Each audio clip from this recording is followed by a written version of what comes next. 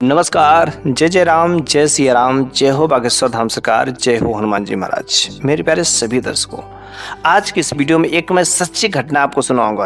एक जिला, छोटा सा जिला पूर्णिया, उस जिले का एक किसान की बहुत ही जबरदस्त और सच्ची हैरानी कर देने वाली कहानी है।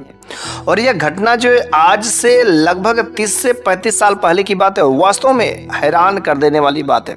शायद आपने अपने अगल बगल किसी बूढ़े बुजुर्ग के माध्यम से सुना होगा, लेकिन नहीं सुना होगा तो आप इस वीडियो के अंत तक अवश्य ही बने रहेगा।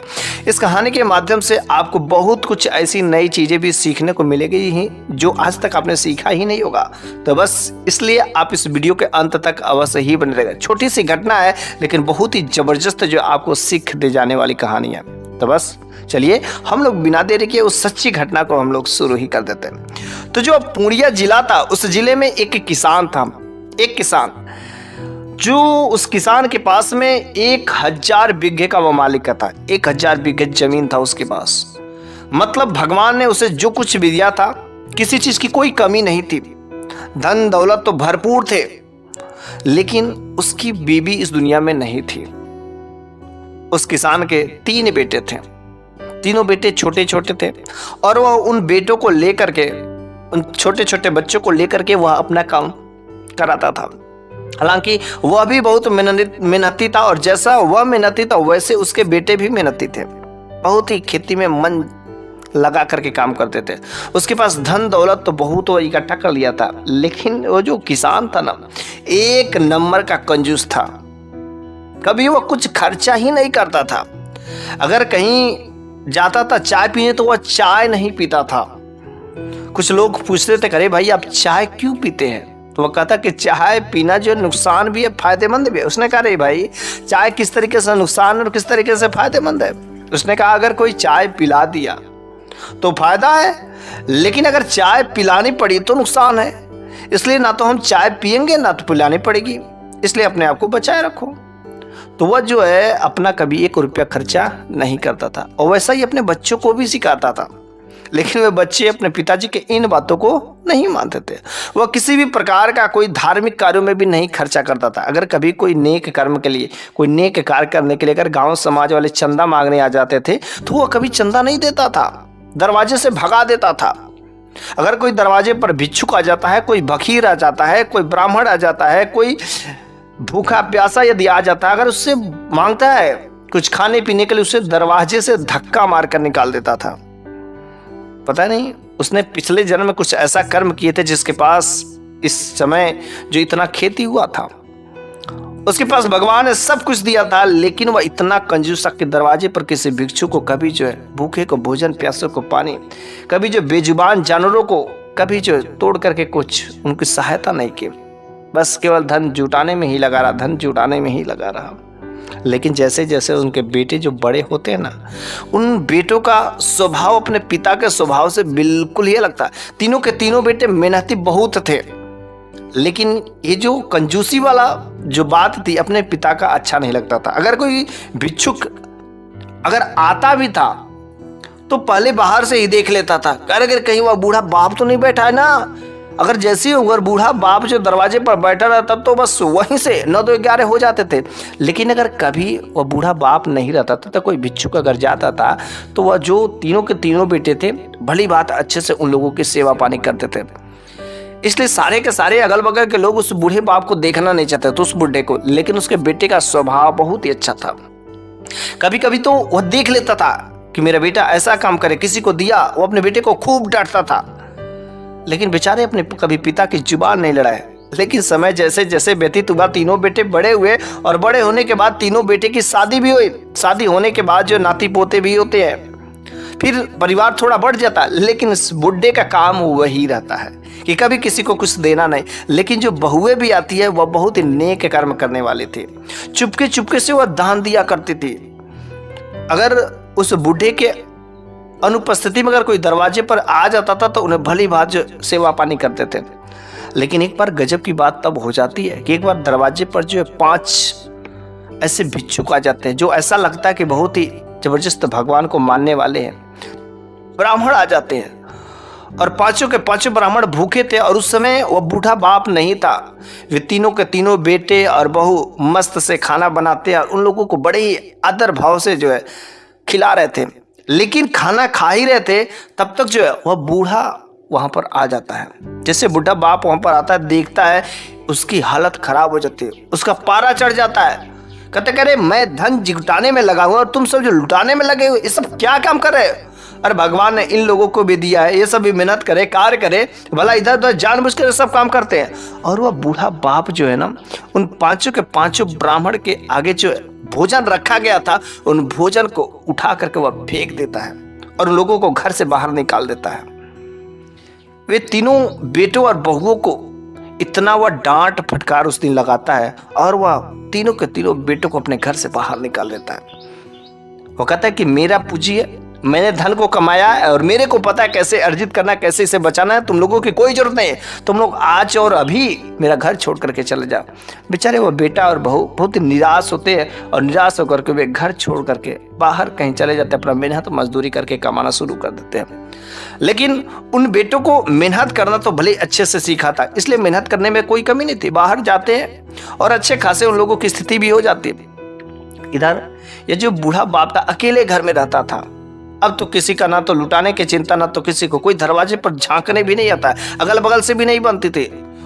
और एक बार जो है वो बूढ़ा बाप दरवाजे पर बैठा हुआ था और एक गरीब भिक्षुक उसके दरवाजे पर आते। गरीब ब्राह्मण बिल्कुल कपड़े फटे हुए थे, हालत खराब थी, दिखने से ऐसा लग रहा था कि बहुत ज्यादा भूखा और प्यासा है। इस दीन स्थिति में उसके दरवाजे पर जाता है और दरवाजे पर वो डंडा लेकर के बैठा रहता है। कहता कि मुझे बहुत जोर से भूख लगी है, थोड़ा सा अगर घर में भोजन हो तो दे दो, थोड़ा सा कुछ भी हो, चावल हो, रोटी हो, कुछ भी, मेरे को बस भूख लगी है। वो कहता है कि तुम फिर से आ गए, इसके लिए तो मैं अपने बेटों और बहू को घर से निकाल दिया और तुम यहाँ पर आ गए, क्या तुमको पता नहीं है मेरे बारे में? अरे मैं किसी को कुछ नहीं देता, भाग जाए यहाँ से, अभी भी तुम्हारे पास मौका है, भाग जा, नहीं तो इस डंडे से मैं मार करके मैं तुम्हें भगाऊंगा, मैं कुछ नहीं देने वाला। वह गिड़गिड़ाने लगता है। लेकिन जैसे ही वो बूढ़ा उसको उठा करके दरवाजे से बाहर फेंकने वाला रहता है, लेकिन वह जो भिक्षुक रहता है वो उसका पैर पकड़ लेता है और पैर पकड़ के गिड़गिड़ाने लगता है, जोर से पैर पकड़, मेरे को बहुत जोर से भूख लगी है, बस थोड़ा सा ही दे दिए, कुछ दे दीजिए। लेकिन वह जब हाथ छुड़ा रहा था तो हाथ छुड़ाते वक्त उस बूढ़ा जो बाप था ना, उसके उंगलियों में थोड़ी सी चोट लग जाती, थोड़ा सा ब्लड निकल जाता है, खून बहने लगता है और वह उसको वहां से धक्के दे करके मार करके भगा देता है। लेकिन जो उसके हाथ में थोड़ा सा जब कट जाता है तो उसको खून आने लगता है, वह दाबता है लेकिन खून बंद हो जाता है। लेकिन कुछ समय बाद जो है उस अंगुली में से जहां से खून आया था वहां पर दर्द होना शुरू हो जाता है। जब दर्द होना शुरू हो जाता तो उसे समझ नहीं आता, करे तो मामूली सी बात है और ये दर्द क्यों कर रहा है। शाम तक हो जाती है और वो दर्द जो बढ़ता जाता है। जब वो दर्द बढ़ता जाता है तो उससे कंट्रोल नहीं होता है, तो वो जो मेडिकल पर जाता है और जब मेडिकल पर जाता है तो कहता है कि देखो ये छोटा सा चोट लग गया है थोड़ा सा और ये पता नहीं क्यों बहुत दर्द कर रहा है। तो उसने कहा अरे बात क्या करे, अब इतना सा चोट के लिए अब दवा रखेंगे, अरे ऑटोमेटिक खुद ठीक हो जाए। कह रहा नहीं बहुत दर्द कर रहा है। फिर उस मेडिकल वाले ने क्या किया, दवा दिया और क्या कि जाइए खाइए ठीक हो जाएगा। लेकिन गजब की बात तब हो जाती कि रात्रि भर वो दवा ले लेता है, दवा लगाता भी है, ना तो उसे नींद आती है, ना तो चैन आता है, ना अच्छा लगता है, ना सुकून मिलता है। घर में कोई है नहीं, कहे तो किससे कहे। रात भर दर्द से परेशान रहा। लेकिन जब सुबह उठता है तो अपने हाथों को देखता है, क्या गजब की उसकी हाथ की स्थिति हो गई है। उसके हाथ की पूरी उंगलियां पूरी मोटी सी सूज करके फूल गई हैं। वो बड़ा ही जबरदस्त हैरान होता है, ये क्या मेरे को हो गया। वह भगा डॉक्टर के पास जाता है और जब डॉक्टर ने चेक किया तो कहा ये तो सारी की सारी उंगलियां जो है, इस उंगली में पूरी की पूरी उंगली पक गई है, अब इसका कोई ऑप्शन नहीं सिवाय काटने के। उसने कहा क्या बात कर रहे हैं, काटना पड़ेगा मेरी उंगली को। बेचारा दर्द से कराह रहा था, उस दर्द से मुक्ति पाने के लिए उसने कहा ठीक है डॉक्टर काट दो। उसने उंगली को काट दिया। काटने के बाद बैंडेज किया और फिर से वह घर आ गया। लेकिन जब वह घर पर आता है फिर से दवा खाया रहता है, इंजेक्शन लगा रहता है, लेकिन भी उसका दर्द जो शांत होने का नाम नहीं लेता है। 2 दिन बीत जाते हैं, 3 दिन बीत जाते हैं, लेकिन दर्द चुप थोड़ा तो करता ही रहता है। वो डॉक्टर के पास जाता है बैंडेज कराने 2 दिनों के बाद। लेकिन जब वो डॉक्टर बैंडेज खोलता है, पट्टियों को खोलता है, तो डॉक्टर भी देख करके हैरान रह जाता है। अरे क्या गजब की बात हो गई यार, ये तो घाव तुम्हारा ठीक होने का नाम नहीं ले रहा है, बल्कि इसमें तो इन्फेक्शन और ज्यादा बढ़ गया। पूरी की पूरी अंगुलियों में इन्फेक्शन तुम्हारे फैल गए, पूरी की पूरी अंगुलियां सूज गई हैं और सब पक गए, सब में मवाद भर गए। ये चारों की चारी जो उंगलियां सामने वाला, इसको तो काटना ही पड़ेगा वरना कैंसर हो जाएगा। उसने कहा क्या बात कर रहे हैं? उसने कहा हाँ, वरना आप जाओ। उसने कहा नहीं, जल्दी डॉक्टर, जो करना है जल्दी करो, मेरे हाथ को ठीक करो। बस वह दर्द से मुक्ति पाने के लिए, दर्द से छुटकारा पाने के लिए वह बूढ़ा बाप अपने चारों उंगलियों को कटवा देता है। फिर वह डॉक्टर बैंडेज कर देता है। बैंडेज करके वो जो कहता है कि ठीक है जा, 2 दिनों बाद आना। लेकिन दवा खाता रहा, इंजेक्शन लगता रहे, दर्द वाली दवाई खाता रहा, दवा पे दवा खाता रहा, लेकिन उसका दर्द कम होने का नाम नहीं लेता था। 2 दिन दर्द से कराहता रहा, कुछ भी काम अच्छा नहीं लगता उसे, नींद नहीं आती, रात भर जगा रहता। 2 दिन बीतने के बाद सोचता कि अब ठीक हो जाएगा, अब ठीक हो जाएगा, लेकिन उसका हाथ समय समय पर दिन फूलता ही जा रहा है। और जब वह डॉक्टर के पास जाता है, डॉक्टर बैंडेज खोलता है तो क्या गजब का दृश्य देखता है। कहता है अरे ये तुम्हारे हाथ में इन्फेक्शन इतना जबरदस्त कैसे फैल रहा है? ये तुम्हारा पूरा का पूरा पंजा को अब साफ करना पड़ेगा, काटना पड़ेगा। बेचारा इतना वह दर्द में था, वह कुछ कर नहीं सकता और वह आखिरकार उसका पंजा भी कट जाता है। लेकिन जब पंजा कट जाता है, फिर से डॉक्टर ने बैंडेज किया। बैंडेज करने के बाद घर जाता है, फिर से कहता है 2 दिनों बाद आ। और 2 दिन बाद जाता तो फिर वही हालत, उसकी स्थिति में कोई सुधार नहीं रहती। कहता कि देखो अब मेरे समझ से बाहर है, अब तुम इसको जाकर के दिल्ली दिखा लो, किसी शहर में दिखा लो। वो अपना इलाज कराने के लिए दिल्ली शहर में भी जाता है, हर जो महंगे हॉस्पिटल में कंटेक्ट करता है, पैसे के पैसे खर्च करता है कि ताकि मेरा घाव और मेरा इलाज खत्म। लेकिन सभी डॉक्टर एक ही बात बोलते हैं कि तुम्हारा घुटने से हाथ काटना पड़ेंगे। वो अपने हाथों को कटवाना नहीं चाहता था, लेकिन मजबूरी में दिल्ली में उसको जब कोई रास्ता नहीं मिलता है, आखिरकार उसके हाथ कोहनी से काटने पड़ जाते हैं। बैंडेज होता है, एक हाथ का लूला हो जाता है, कुछ समझ नहीं आता है कि आखिर हो क्या रहा है, मेरे घाव ठीक क्यों नहीं रहे। फिर से जब बैंडेज होता, दिल्ली में अपना इलाज करवा रहा होता, लेकिन वहां पर भी इन्फेक्शन कम होने का नाम नहीं लेते। डॉक्टरों ने कहा मेरे समझ से बाहर है, तुम विदेश जाओ और वहां पर तुम इलाज कराओ, शायद तुम्हारा घाव ठीक हो सकता है। पता नहीं किस प्रकार का इन्फेक्शन है, हम लोगों के समझ से बाहर है। वह विदेश तक जाता है अपना इलाज कराने, लेकिन आखिरकार उसे पूरा का पूरा हाथ जो है खोना पड़ता है। उसके शरीर का इन्फेक्शन कम होने का नाम नहीं लेता। पूरा का पूरा जितना भी उसके पास धन दौलत जायदाद है, सब जो बिक जाते अपना इलाज कराने के चक्कर में, लेकिन तो भी उसका जख्म नहीं बढ़ते। घूम फिर करके वह वापस आ जाता है। जब वापस आ जाता है, चारपाई पर लेटा रहता है, दर्द से करा रहता है। घर में तो कोई है नहीं, कहे तो कहे किससे, कौन उसका सेवा पानी करे। अपने बेटे को तो घर से निकाल दिया। बेचारा दर्द से कराते कराते कराते उसके पूरे के पूरे बॉडी में इन्फेक्शन फैल गया और आखिरकार वहां पर उस घर में चारपाई पर जो दम तोड़ देता है। कोई नहीं अगल बगल, कोई जो सुनने वाला नहीं था। फिर जो है यह संदेशा जो गांव के ही किसी बुजुर्ग के माध्यम से, किसी लोगों के माध्यम से उनके बेटों तक पहुंचाई जाती है कि तुम्हारे पिताजी की ऐसी ऐसी हालत हो गई। बेचारा कितना भी था तो वह बाप था ना, बल्कि बेटे वह नेक थे। बेटे तो नहीं अपने बाप को निकाला था ना, लेकिन तीनों के तीनों बेटे अपने बाप के मरने पर घर पर आते, बेटा और बहू देख करके बड़ा ही अफसोस होता है कि चल ठीक है, कोई बात नहीं है। उस अपने बाप के डेड बॉडी को बाहर जो है रखा जाता है, लेकिन चूंकि वह जो बाप था वह एक मुसलमान था, इसलिए उसको कब्र में दफनाया जाना था। वहां पर कुछ लोग आते हैं और पूरे तैयारी करते हैं और ले जाते हैं उसको कब्र खोदने के लिए। लेकिन जब वहां पर कब्र खोदा जाता है ना, तो जब कब्र खोदा जाता है तो जैसे ही कब्र खोद करके तैयारी की जाती है, ऑटोमेटिक फिर से वह कब्र जो है ढक जाता था। एक जगह खोदा गया, 2 जगह खोदा गया। उसने सोचा कि शायद यहाँ पर गीली मिट्टी, यहाँ पर मट्टी जो नमी है, मट्टी भुरभुरा, इस वजह से कब्र जो माटी गिर जा रहा है। अलग अलग जगह पर जो 3 जगह 4 जगह तक खोले गए कर, लेकिन सब जगह वही हाल हुआ। सुबह से शाम हो जाती है लेकिन कब्र नहीं खुदाई देता है। लोग हैरान हो जाते हैं। तब उसे समझ आता है कि शायद किसी से लग रहा कुछ पूछना पड़ेगा। तब वहीं पर जो एक भगवान के भक्त से एक बहुत ही नेक इंसान जो भगवान के बहुत ही प्यारे थे, उनसे पूछा गया कि आखिर इस आदमी के साथ में ऐसा क्यों हो रहा है कि आखिर कब्र खोदा जा रहा है लेकिन ऑटोमेटिक फिर से मिट्टियां बराबर हो जा रही है। उस भक्त ने कहा कि देखिए जी, ये जो इंसान था ना, इसके कर्म की वजह से, क्योंकि इतना एक गंदा कर्म किया है और इसकी मौत भी उसी की वजह से हुई है, और उसी की वजह से ये जो धरती है ना, ये जो मिट्टी है ना, मिट्टी भी अपने अंदर इसको समेटने के लिए तैयार नहीं है।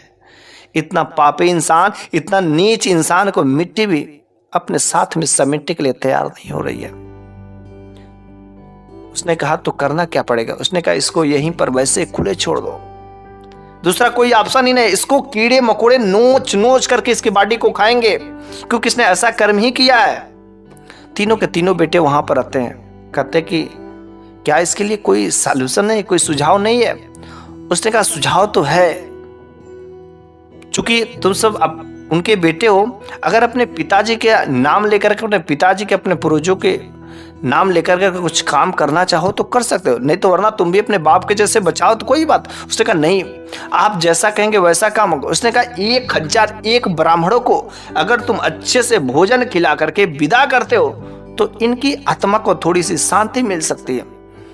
और फिर जो है 1001 ब्राह्मणों को अच्छे से खाना पिला करके दान दिया जाता है, और दान देने के बाद तब जा करके उसके बाप की जो मिट्टी जो स्वीकार करती है, कब्र खोदा जाता है, दफन किया जाता है। तो इस तरीके से हालात होती है।